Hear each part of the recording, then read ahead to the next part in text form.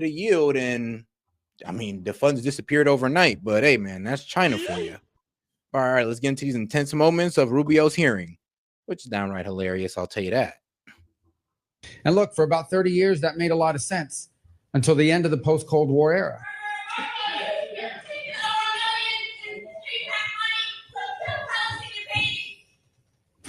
I mean, she's not wrong. But all right, so shout out Fox Chase. He says, stop allowing immigrants on visas to be tax-free. I mean, shoot, not for real. Yeah, that also help out. So that made a lot of sense for a long period of time during the Cold War. Mr. Chairman, it's our job to oversee the State Department.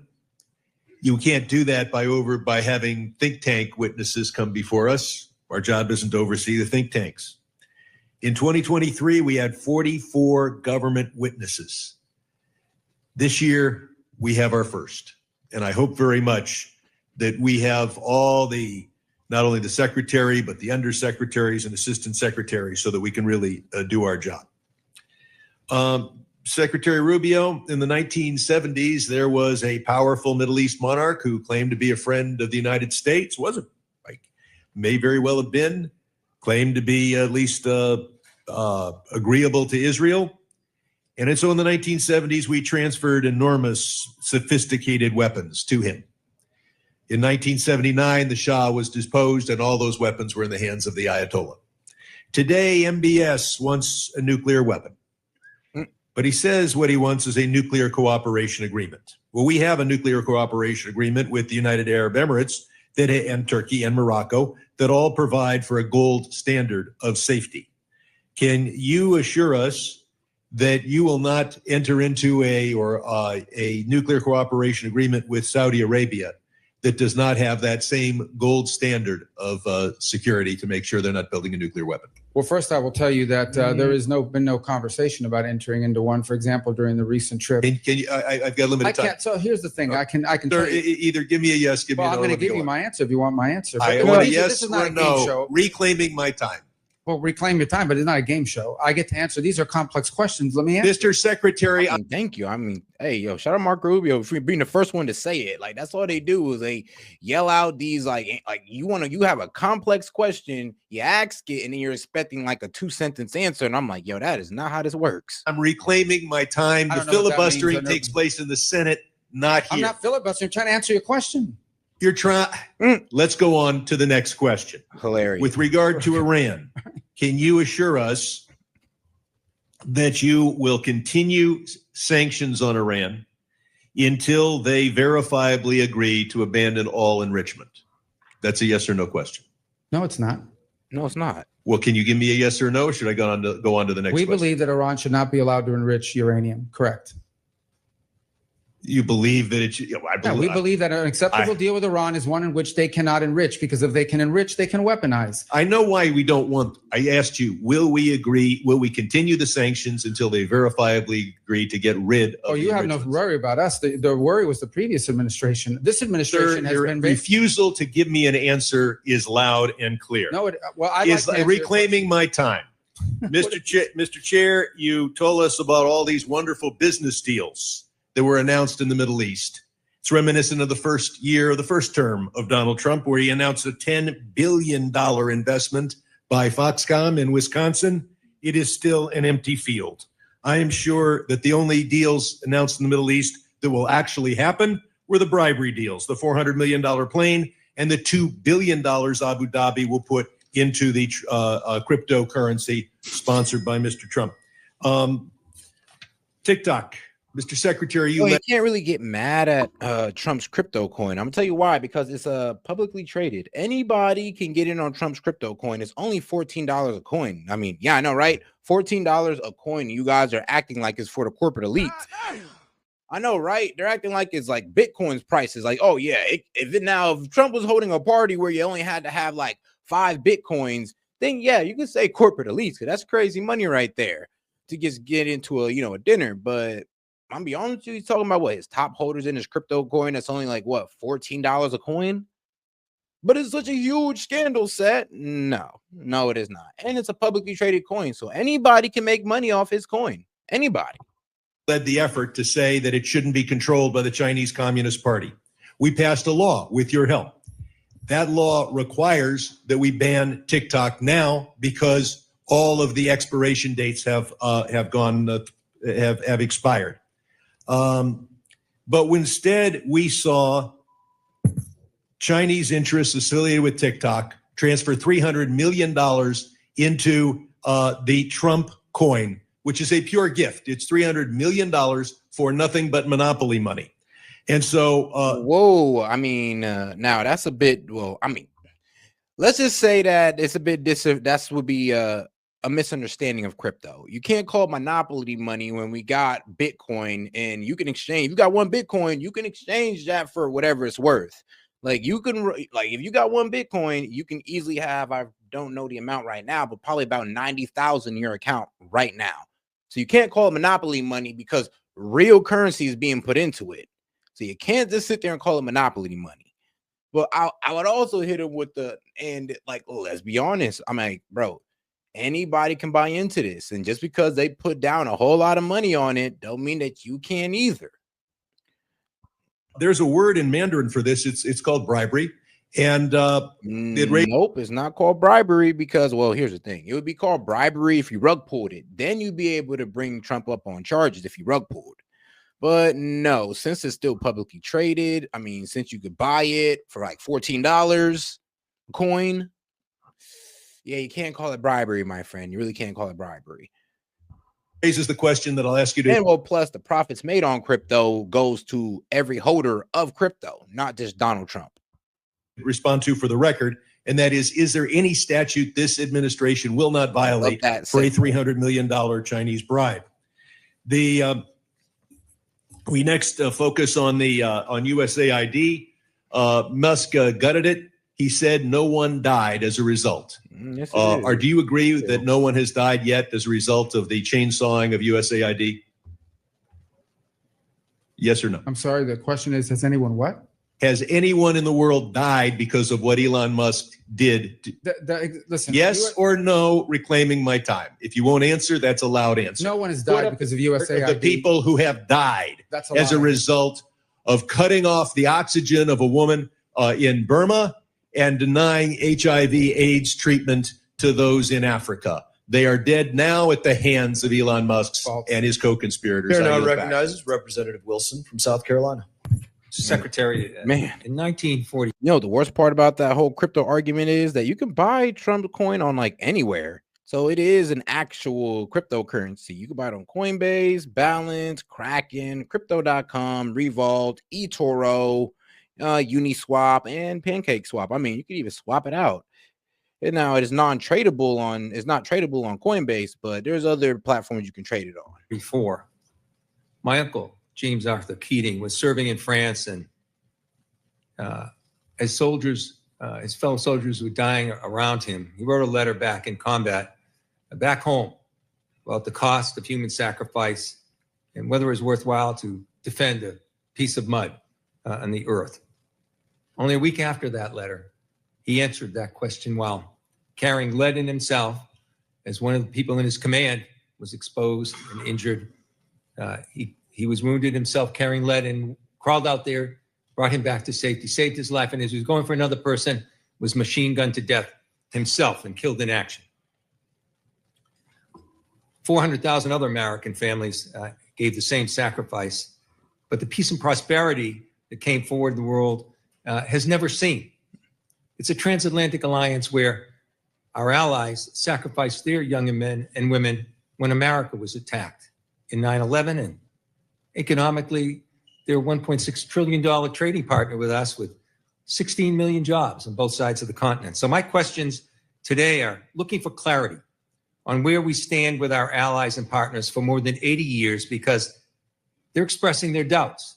They're expressing their doubts publicly. They've expressed it to me privately. I mean, if you're talking about NATO, I'm gonna be honest with you. Like, we don't care. Like, and I'll be real with you. We do not care. Because they've gotten themselves into this war or into this like conflict with Russia. They're the whole reason why this Ukraine-Russia war started. It's on them. So I wonder what he's getting at. What are you trying to say? That what we should put boots on the ground, like what for a country that's not in NATO because NATO wants to? Like, what are you saying? So as the face of our country, as the lead foreign policy representative in the United States, I'm just looking for this clarity. So first, simply answer this question, if you will. Is Russia the aggressor in this Ukraine war? Yeah, Russia invaded Ukraine. So they are the aggressor in this war, correct?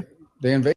I mean, yeah, we made them well, NATO made them the aggressor. There was Russia's red line that NATO crossed. And I mean, Russia told them straight up, like, yo, if you cross this red line, AKA try to bring Ukraine into NATO, I will get aggressive with Ukraine. And that's exactly what he did. So, yeah. Invaded them, yes. Well, thank you, sir, because it's in this Ukraine war. Yeah, Russia invaded Ukraine. So they are the aggressor in this war, correct? They invaded them, yes. Well, thank you, sir, because it's important to get this clarity because President Donald Trump said it was Ukraine that started this war and our allies. Yeah, it is, though, at the same time. Well, no, actually, it is Ukraine's fault because first off, Ukraine knew that Putin does not want Ukraine to go into NATO. Ukraine could have been its own sovereign country and everything would have been cool. Everything would have been good, guys. There would have been no complaints. But Ukraine wanted to go into NATO. NATO wanted Ukraine to go into NATO.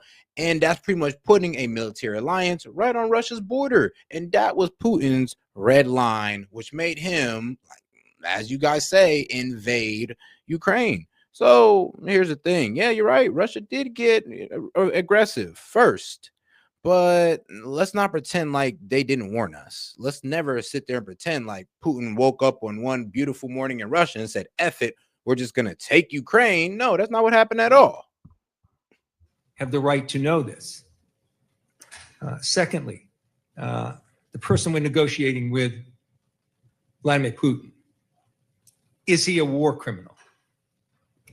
Well, I think you can look at instances that have happened there and certainly characterize them as war crimes, but our intent is to end the war. Is he a war criminal? We can't end the war without talking to Mr. Putin. That's pretty simple. Thank you. Is he a war criminal? Well, that's this man we're negotiating. I would ask him, this is Benjamin Netanyahu a war criminal? Like, if you can't answer that, I ain't answering your question, all right? I'll just stop the conversation right there. With Vladimir Putin, is he a war criminal? That's not tough. But what? I'm trying to answer your question by telling you that we're trying to end the war here. Go ahead. No, it's not a simple answer. You are equivocating, sir. It's like, here's the thing. I mean, please. I mean, what crimes? Please tell me how he's a war criminal. I'd ask him to break that down for me. Because we crossed the line. He agitated. I mean, what? Is starting a war? Like, please tell me what a war crime is. I mean, is starting a war crime? And I mean, yeah, if you're saying that that's a war crime, then I mean, I would damn near say that NATO is the one who's committed that war crime pretty much. Like, we can't sit there and say Russia just reacted to NATO's aggression. To answer the question. I'm answering your question. And the answer is that war crimes have been committed, no doubt. And who's responsible for that? There will be time and place for that accountability. But right now, the job is to end the war. So you won't answer if we don't the end question. The war, people are going to get reclaiming my time, sir. Let me go on. Because I don't understand this. Because you're sitting in front of us now as Secretary of State. Oh, this man's funny. It wasn't long ago that you were sitting as a senator with Secretary of State nominee Rex Tillerson at the time in the exact same circumstances, only reversed. And you questioned him about Putin directing attacks against schools, markets, hospitals, playgrounds. And I know, just like Ukraine, I mean, they've been attacking schools, hospital, playgrounds. I mean, they've been caught with, women with bags over their heads. And this is the Ukrainian army we're talking about right now. So, the atrocities are being committed on both sides, but we want to go ahead and mark down each one of Russia's crimes because Russia has also attacked schools, playgrounds, and all that wild stuff. But so has Ukraine. But the wild thing about Ukraine is they're doing it in their own damn country, which is a bit strange. Or they're attacking the people who consider themselves, ethnic Russians, and are punishing them for picking a side. And on top of this, in this instance, he's abducted 20,000 children, a clear war crime. So you were very clear then Vladimir Putin was a war criminal. Now you're unmaking him a war criminal, and you won't answer the question about the exact same circumstances. You're putting words in my mouth. I'm reclaiming my time, sir. You're putting words in my mouth. And you know what you said to Secretary That's not what I Tillerson said. at the end of his answer when he equivocated just as you are right now? I've not equivocated. You said, you just don't let it me sure answer. sounds like it to me. Then I'll give you a second chance. Is Vladimir You never gave me a Putin first a chance. war criminal? I already told you war crimes have been committed. No, you didn't tell me if Well, he's that a can't war even- criminal. Mr. Chairman, am I allowed to answer questions? I'm or just reclaiming be my hectic? time, sir. And listen, Well, I'm if you using keep your own reclaiming it- words so you don't have to answer. Did you know what you said to then nominee Secretary of State Tillerson? You said you were very discouraged in his inability to accept that Putin was indeed a war criminal. Your words, we don't need any more. You're inconsistent. The third question I have, sir, is I answered your question. You just don't let you me did answer. not answer the question about Putin's Well, you war keep criminal reclaiming your conduct time. in Ukraine. You ask me a question, then you reclaim your time. So I mean, yeah, like, what do you want? You want me to answer, oh, is this man a war criminal? Well, for it, I'd have to ask you, well, what has he committed? Like, what war crimes have this man committed? And then if you want to go ahead and list the fact that, oh, well, he bombed this, that, and the third, well, we got eyes. We got reporters who are American who are with the Russian soldiers who are pretty much saying that, well, actually, that's it's Ukraine. It's Ukraine. Like, and they're also saying that, yeah, Russia's done it as well, but they're also saying, well, actually, it's Ukraine that's also attacking, well, the people that's considered themselves ethnic Russians in their land. And then they're also the ones who are also bombing, you know, hospitals, schools, and all that good stuff, especially when Russian forces take it over, regardless of the patients that are still in there. I know, right? how can I answer You the answered question? it. Listen, let me go forward with this. 3 questions. And Or are you being going to pretty reclaim clear to time you. on those two? I'm giving you a chance to answer. Give me a chance to ask the question. Here it is. Wow. So there's a concern among these allies that we've had, our closest allies, Be right back. about the one-sidedness of the negotiations with Russia and Ukraine. Gentlemen's Regular time has order. expired. Secretary Rubio, if you'd like to respond, by all means. Can I go ahead. reclaim my time for a few seconds? Thank Okay. you.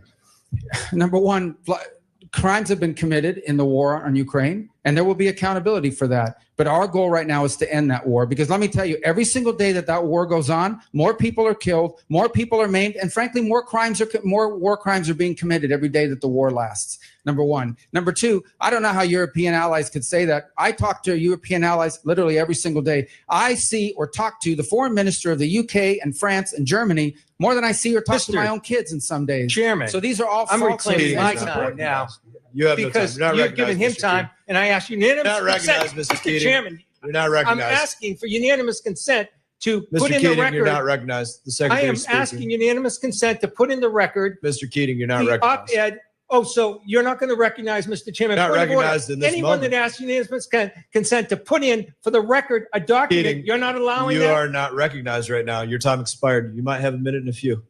Mr. Secretary, please continue. The last point is our goal is to end this war. We have to be able to talk to both Point of sides order, in order to Mr. do it. Chairman. In order to be, we have to end this. My conflict. time is answered. His time answering my question ended too. It's the next person's time. That's the rules in this committee. Mr. When you won't Secretary, even please let a continue. person enter into the record something from our ambassador till recently from Ukraine, Ambassador Brink, Mr. who Keating resigned should- because of the conduct Keating, of you this should keep a better administration eye of the clock after right in front 30 of you. years of service, sir. You should keep a better eye of the clock in front of you. Your time expired. Continue. Our goal is to end this war so more people don't die. And by the way, we want all those kids returned back to their homes that were kidnapped from their parents. We just want people to stop dying. Every day this war goes on, people die, things are destroyed, and lives are ruined. And we want it to stop. Thank you, Secretary. Did you have something you want to submit for unanimous consent? Thank you, Mr. Chairman. Now would be your opportunity. Thank you, sir. I want to submit for the record an op-ed by Ambassador Brink from Ukraine, the regional ambassador that was posted until recently, 30 years of service of Democrat presidents and So Republican ordered. ones. It's an op-ed that says So ordered. Trump's Ukraine Representative Vice policy is knows recognized. choice, and she details how So peace ordered. at any cost is Take yes appeasement, for an not answer. peace. So Thank ordered. you, sir. Representative Vice is recognized. Mr. Chairman, I'd like to ask unanimous consent that the accomplishments of the Secretary of State in the first 100 days be placed in the record. So ordered. As a member of the legislative branch, I don't have a special exemption to violate the law. You would agree with me, wouldn't you, that in America, no one is above the law? Of course. Okay. And in our system of government, it's Congress that makes the laws, the executive branch that executes the laws. and the judicial branch when there's a dispute that says what the law is. Is that right? Within the context of separation of powers, yes. Okay. And Hey guys, you know one thing that threw me off? That one guy that was like, kind of coming at him like, always putting a war criminal, he's bombing schools and hospitals. And I'm just like, Benjamin Netanyahu's doing the exact same thing. Is he a war criminal? the reason that due process is so fundamental to America is before we put the entire weight of the federal government and snatch someone off the street, we might want to ask, hey, do you have something to say about that? Might we have the wrong person?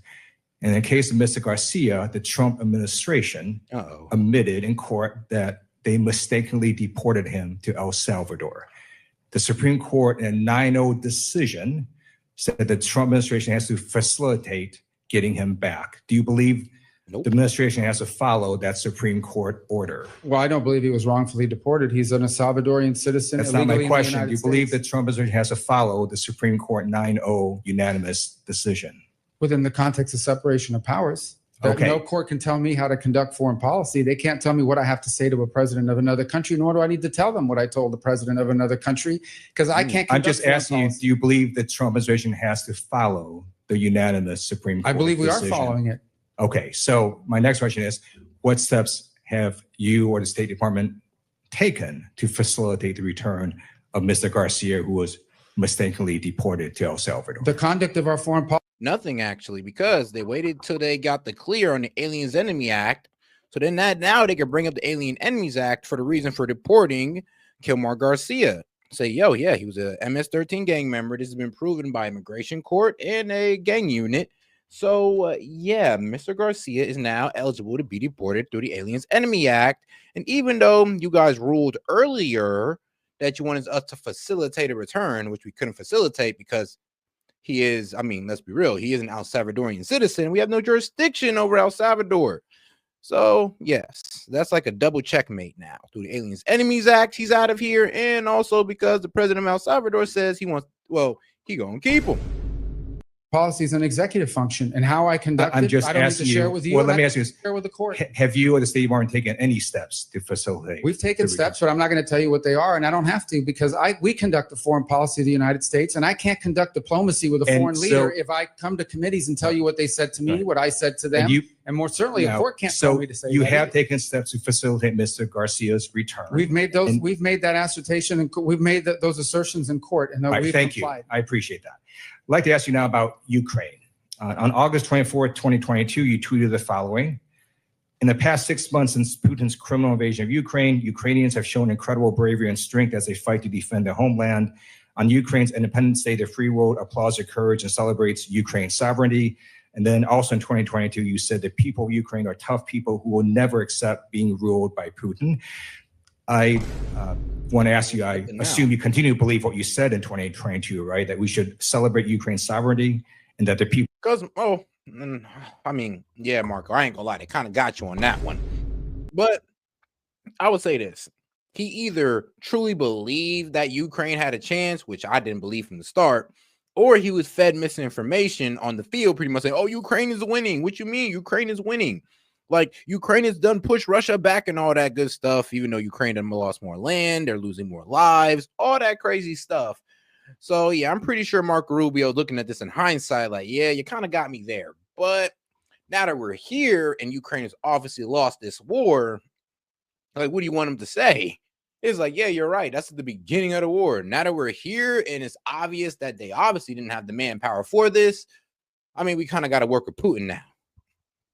And like, literally bring him down to the table in order to stop this. It's only going to go two ways here, guys. Is either we get Ukraine, Ukraine is going to concede that land and we keep things pushing, or, things keep on progressing as they are. Russia takes over all of Ukraine and we just work with Russia on the New Deal. I know, tough. People in Ukraine will never accept being ruled by Putin, right? Yeah, that's why we're trying to end the war. All right. On April 30th, 2018, you tweeted, glad to see State Department confirm delivery of Javelin anti-tank missiles to Ukraine. The U.S. should continue empowering Ukraine and other allies to defend against the threat of Russian aggression. You would agree with your prior statement that the U.S. should continue to support Ukraine against Russian aggression, right? We've supported them more than anyone in the world. All right. Unfortunately, it appears Secretary of Defense Pete Hegseth went rogue and decided unilaterally to stop support for Ukraine earlier this year. Various news organizations reported that Secretary Hegseth paused military support to Ukraine without President Trump's knowledge. I'm going to read you from one article dated May 6th. Quote, Sure about Pete that? Hegseth canceled military aid flights to Ukraine just a week into Trump's second term without the president even knowing, according to Reuters. The order initially sparked mass confusion within the administration as national security officials in the White House, the Pentagon, and the State Department couldn't figure out who ordered the halt in flights. This is yet another example of the chaos and lack of cohesion that Hegseth has brought to the Pentagon from day one. Did Secretary Hegseth tell you before he ordered the halt in flights to Ukraine of military weapons? I can't comment on that because I don't remember that. I don't remember ever hearing that, to what you're claiming now. So your understanding is he never told you he was going to halt these flights? I just know we're providing them assistance now, but the war ultimately has to end. In 2016, he stated the following: from his repression of the Russian people and the assassination of his critics, to his dangerous invasion of Ukraine, the occupation of Crimea, to his threats against our NATO allies in Central and Eastern Europe, to the war crimes committed by Russian forces, Putin's Russia is a threat to global stability. You would agree with your prior statement, right, that Putin's Russia is a threat to global stability? I would agree that in my role as Secretary of State, my job is to bring Russia to the table to end the war. And that's what we're trying to do right now. We're trying to end the war so that more people don't die. Thank you.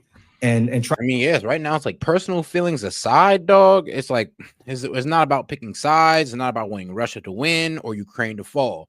It's just realizing the reality of the situation, understand that, well, Ukraine has lost this, and we trying to negotiate the best possible future for them. And if we can't, then yeah, they're going to be part of Russia. And like I said, you don't want that. We don't want that. So, I mean, you guys might as well just work with us on this one. Try and end the war. I simply know what it is. That Putin on Palm Sunday launched a barrage of missiles, killed a bunch of civilians. Right before his conversation with Trump recently, he launched a bunch of missiles, killed a bunch of civilians. So clearly, Putin is giving the middle finger to you and to the president. I urge you to defeat Putin on the battlefield. That's the only way to get him to the negotiating table. Hey, yo, G, look, bro, with the last name Lee, I ain't trusting that. Bro, what? Like, hold on, I did not hear this man honestly just say that. No, we're not gonna fight a superpower. No, we're not. Before his conversation with Trump recently, he launched a bunch of missiles, killed a bunch of civilians. So clearly, Putin is giving the middle finger to you and to the president. I urge you to defeat Putin on the battlefield. That's the only way to get him. No. Are you talking about throwing American lives away for Ukraine? No, we're not doing that. I'm sorry. A lot of people are going to disagree with you on that one.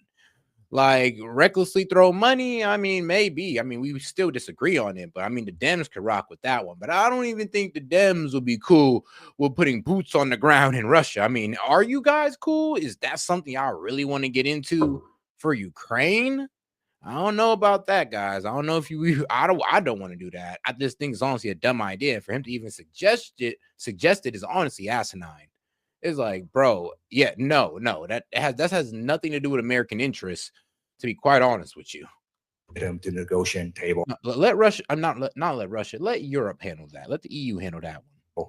I yield back. On March 21st, 2025, the State Department approved the revocation of a student visa for Remeza Öztürk, a Turkish citizen who is a graduate student at Tufts University, apparently simply for writing an op-ed. According to an internal State Department memo, you took this action under your discretionary authority to revoke visas.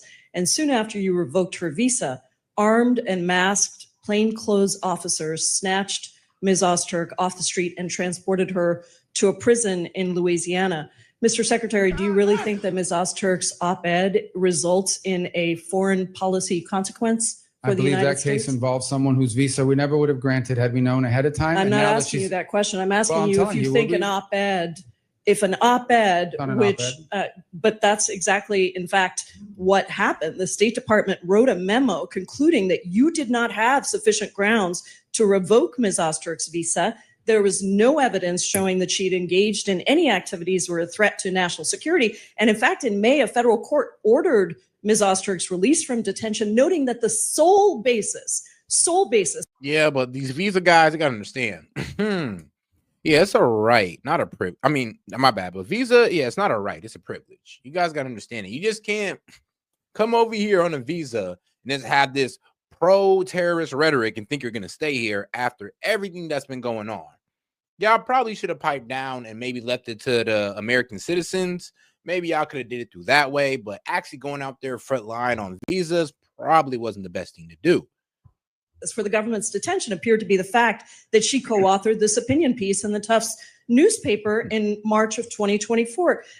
Where in the Constitution does it say that the Secretary of State can override the First Amendment protections of free speech? Is there a footnote that I missed There's somewhere? no constitutional right to a student visa. So, but is there Student visa is a a privilege. constitutional right? Does it say somewhere that Marco Rubio gets to? No, whoa. Like, no, hear what he said, lady. Hear what he said. He said there's no constitutional right to a student on a visa. They're not protected by the same freedom of speech that we are protected because we are U.S. citizens. It's a difference here. Determine which speech is appropriate and revoke student visas based on what you think constitutes free speech. There's a statute that says the Secretary of State gets to determine whether someone is a threat. We deny visas every day all over the world. Do you think that the Immigration and Nationality Act trumps the Constitution of the United States, Mr. Secretary? Well, Congress can always change the law if you want, but I'm telling you, Mr. Secretary, I have the let me authority, I be will clear. continue to revoke the visas of He does have the authority, though. Yeah, I did see that. The Secretary of State definitely has the authority to revoke visas, and he's been doing so. these people that come here to tear You this said that, country Mr. Secretary. because Let they're me on student reclaim my visas, they're time guests. because you are talking about revoking student visas based on what somebody says. And that means that you are trumping the legal supreme. I would ask her, ma'am, if a Chinese student came over here and said, yeah, I'm just coming here to get the student visa to spy on you guys, would you let him in still? Like, okay, then, but like, let's be honest. No, you wouldn't. Now, if they got through here on the visa program and then they started doing spying, would you get them up out of here? Yes, yeah, you would. And that's kind of what the example is with these students. Now, do I honestly agree with it? Nah, not really. But I do hear the case they're making. They're saying, well, here's the thing. If they came over here on the premise of, oh, well, yeah, we're pro-Hamas, we're pro-terrorism, we're anti-Western civilization, we wouldn't have let them in here. We would have been like, okay, yeah, no, we're not dealing with you.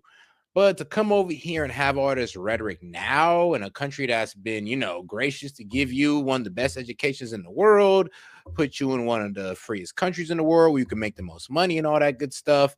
And then, you just sit there and write an op-ed about, oh, how you hated and want the overthrowing of it. Yeah. Kind of pushing some lines there. The supreme law of the land, which is the Constitution of the United States. No one has a right to a student visa. Mr. Rubio, why did the administration need to use masked, armed, unidentified? Then here's the thing, though, is a person on a student visa the same thing as an American citizen? That's also the argument as well. Agents to whisk somebody off the street and deny her counsel for almost 24 hours after her arrest. Well, you'll have to ask the agencies that did that work. Well, I'm not responsible for that. I'm responsible for revoking the visas of these people that come to tear this country apart. Secretary Rubio, I'm talking about this particular case where you revoked the student visa of a Turkish citizen who was a graduate student who wrote an op-ed that you didn't like. And suddenly you allowed for masked men. No, here's the thing. I need to, bro. Where are these I'm going to find these op-eds here. I need to read out some of these op-eds because I have not seen not one, man. Even when the old girl, even when Press Secretary Leavitt came out, it said, oh, they was giving out a pamphlet, but I won't show the pamphlet. I was upset. I was like, whoa. If you're about to go ahead and just this person out the country, please show me why you're doing so. Please show me the rhetoric. Please show me the wording they was using for you guys to take such extreme actions. So I'm gonna have to look up these op-eds or whatever this lady wrote to get kicked out. Because, like, at this point, I'm wondering how extreme it is. To whisk her off the street. And you have multiple jobs. Apparently, you're the national security advisor as well. So don't tell me it's not your job who snatches her off the street. We don't do the snatching, but I can tell you we do the visa revocations. Let me ask you about the national security consequences of people, masked men on the streets, snatching people off the streets. If these are legitimate law enforcement agents carrying out proper arrests, why are they hiding their identities? because then radical crazies will try to hurt them. So you Because we know think when we've that seen- U.S. agents who have almost always gone without face coverings, even when they're arresting I some can't of the speak to law most, some of enforcement the functions. We're country's not a law most enforcement dangerous agency. criminals, suddenly have so much to fear from a graduate student who wrote an op-ed that they need to be masked? Again, Is that That law accurate? student was a guest in the United States on a student visa. No one's entitled to a student visa. So you We deny revoked her visas every student day, visa and we will revoke and based continue on to an revoke op-ed, visas. which trumps the supreme law of the land, which is the Constitution. Someone's coming up You here to stir clearly- up problems on our campus. We're going to revoke their visa. She didn't They're do any of guests. that. She wrote an op-ed. Well, She that's wrote what an you op-ed, claim. and I'm talking to you about her That's her particular lawyer's case. claims and your You claims. Those are not the facts. You Mhm. reclaiming my time. You revoked her student visa Yes, because she proudly. wrote an op-ed. And we'll Would do you more. We're revoke? gonna do more of I them. have another question for you. Would you revoke the visa of someone in the United States who published claims that quote? Bro, ma'am, he said proudly. He said we're gonna do more. He obviously does not care what you're saying. Jews are an untrustworthy and dangerous group. Yes or no? We will revoke the visa of anyone who's in this country. Hold on. Was that what she said in her op-ed? Let me see. To revoke the visa of someone in the United States who published claims that quote, Jews are an untrustworthy and dangerous group. Yes. Damn. Yeah, I mean, well, due to the current situation with Israel, if you're telling me that was just one of the words in her op-ed, that Jews is a dangerous and not to be trusted group, I could only imagine what the rest of it says, to be quite honest with you. Like, ma'am, if you're telling me that's just one of the snippets from the op-ed, I could only imagine what the rest of it says. It probably doesn't get any better. Yes or no? It's like Kanye's Heil Hitler song. It's like, damn, you thought it was worse that he got a bunch of black men to sit in a group and to yell Heil Hitler. You thought it was bad, and then you waited to the end, and then you got a whole Hitler speech coming in like, oh shit, well. We will revoke the visa of anyone who's in this country as a guest. Are who's you here to stir up going to trouble. revoke the visa of somebody who made I mean, that? the case. that- I'll look at it. that I'm looking statement? to Well, get crazy people Actually, out of our it's not country. just about revoking. Forward You to actually, revoking the Secretary visas of any Rubio, lunatics you excuse can me, identify. reclaiming my time. Can you explain to me why the Trump administration granted refugee status to Charles Kleinhaus, the white Afrikaner who tweeted that exact statement that I just said? There's the case. That's not a visa. You who granted that person That's to a enter totally the different United process. States. Well, I mean, actually, she's actually making a decent point. I'm gonna be real with you. I mean, yeah, you did. But here's the thing, though. There's a difference between a tweet and an entire op-ed, which means it was damn near a speech. There's paragraphs to her explaining why, or her premise on Jews being dangerous and untrusted. Like, bro, this is an op-ed versus a one word or maybe like, I don't know, 60 characters or less tweet. You can't compare that to an entire op-ed where this girl is explaining her hatred of Jewish people. Yeah, that's not okay. I'm sorry, that's not okay. And the case can't even be made right now, considering that there was just two Jewish ambassadors, two Israeli ambassadors that were killed because of a wild person, a wild liberal talking about, oh, I did it for Gaza. That doesn't make things any better, okay? Actually, it kind of goes into the reason why they're deporting these students, because they might promote behavior just like that. Now you're seeing where the argument is coming from. That's someone that applied here through a totally different process. Secretary Rubio. Student visas are a privilege. Secretary Rubio. I mean, and look, I will give you that one. I have not read the op-ed, but she did say, she just quoted the op-ed talking about how Jews are a dangerous and shouldn't be trusted people. So I can only imagine how bad it would get from there. Like, I'm just saying, like, let's say that's at the beginning of the op-ed. I can only imagine where we're taking it from there. Deny them all the time. And we'll You revoke them. revoked a visa based on an op-ed, and then you allowed for Gentlelady's time masked has men expired. to That's your snatch claim. That's somebody off accurate. That's the your claim. street. Your time's That's your claim. expired. That's your claim. That's not accurate. Recognize ring. And come on, guys, let's not get all anti-Semitic in the chat now. Come on, don't do that. Don't start doing that now, because that is wild. Like, are we really gonna sit here and just look? Like I said, I ain't read the op-ed, but like I said, she said that she has some pretty harsh criticisms about Jewish people, and I'm just going off the fact that I'm like, whoa, if that's just a part of it, can you imagine the whole damn thing? Actually, I would ask her to read out the entire op-ed, since I'm just so uneducated on it. Please read it out, because I ain't read it.